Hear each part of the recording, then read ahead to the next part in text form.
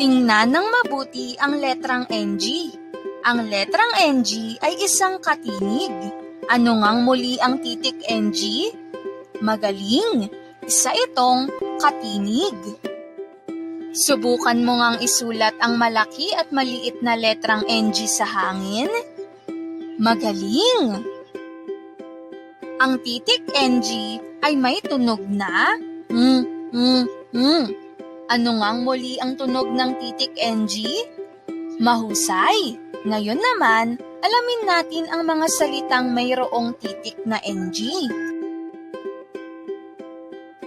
Ano ang iyong nakikita sa larawan? Mahusay! Isa itong ngiti. Ngiti. Ito ay nagsisimula sa titik NG.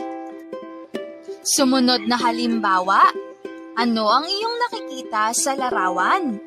Mahusay! Isa itong ngipin. Ngipin. Ito ay nagsisimula sa letrang NG. Isa pang halimbawa, ano ang iyong nakikita sa larawan? Magaling! Isa itong saging. Saging. Ito ay nagtatapos sa letrang NG. Naintindihan mo ba ang letrang NG? Magaling! Ngayon, narito ang ilang pagsasanay. Sa iyong aklat, sagutan ang mga sumusunod.